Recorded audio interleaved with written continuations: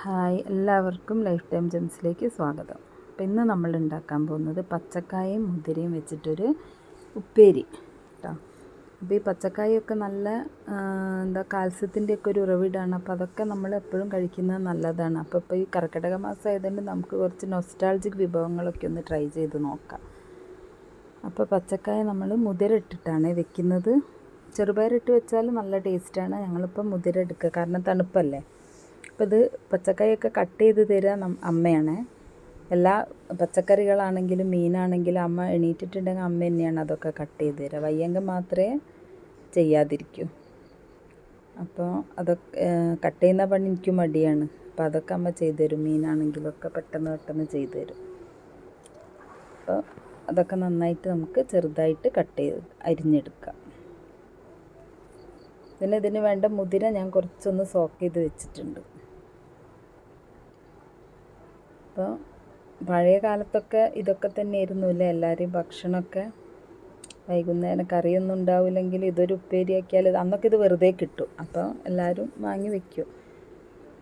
അപ്പോൾ നമ്മളെ പച്ചക്കായ നമ്മൾ ഇതിൻ്റെ തോല് നമ്മൾ മുറിച്ചിട്ട് കുറച്ച് വെള്ളത്തിലിട്ട് വെക്കണം കേട്ടോ, അല്ലെങ്കിൽ കറുത്ത് പോകും, കറ പിടിക്കും.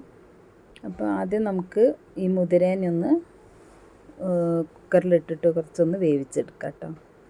അപ്പോൾ മുതിര വെന്ത് വന്നിട്ടുണ്ട്. ഇനി ഇതിലേക്ക് നമുക്ക് പച്ചക്കായും തോലും കൂടി ചേർത്ത് കൊടുത്തിട്ട് ഒന്നും കൂടി കുക്കറിലിട്ടിട്ട് വിസിലടിക്കുക. അപ്പോൾ അതിൻ്റെ ഇടയിൽ നമ്മൾ ഇതിന് വേണ്ട ഉപ്പും കൂടി നമ്മൾ ഇത്തിരി ചേർത്ത് കൊടുക്കണേ. കാരണം നമ്മൾ നേരത്തെ മുതിരയ്ക്ക് വേണ്ട ഉപ്പ് മാത്രമേ ചേർത്തിട്ടുള്ളൂ. അതിൽ കൂടുതൽ ഉപ്പിട്ടാൽ മുതിരയിൽ ഉപ്പ് അധികമാവുമല്ലോ. അപ്പോൾ അതുകൊണ്ട് അതിലേക്ക് വേണ്ട ഉപ്പ് മാത്രമേ ചേർത്തിട്ടുള്ളൂ. ഇനിയിപ്പോൾ ഇതിലേക്കും കൂടി വേണ്ട ഉപ്പ് നമ്മൾ സ്വല്പം കൂടി ചേർത്ത് കൊടുക്കണം.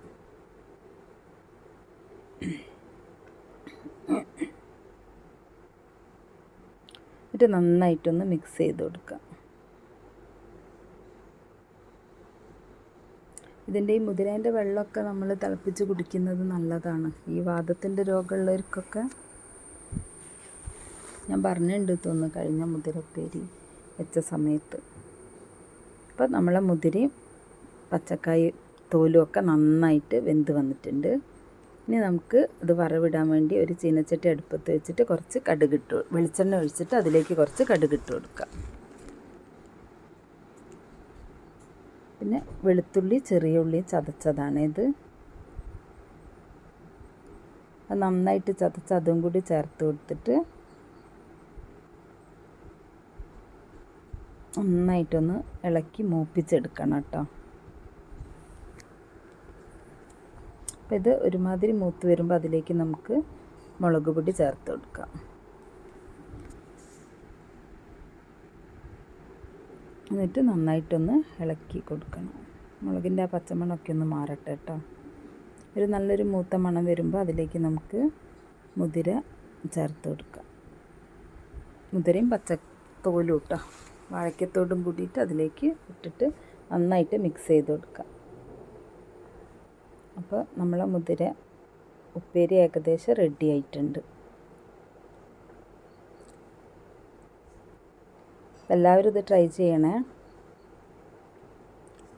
നല്ല ടേസ്റ്റാണ് ഉപ്പേരി. ഇത് മാത്രം കൂട്ടി നമുക്ക് ചോറ് കഴിക്കാം കേട്ടോ. അപ്പോൾ നമ്മളെ ചാനൽ എല്ലാവരും കാണാനും സബ്സ്ക്രൈബ് ചെയ്യാനും കമൻറ്റ് ചെയ്യാനും ഷെയർ ചെയ്യാനും ലൈക്ക് ചെയ്യാനും ഒന്നും മറക്കരുത്. ആ ബെൽ ബട്ടണും കൂടി ഒന്ന് അമർത്തുക.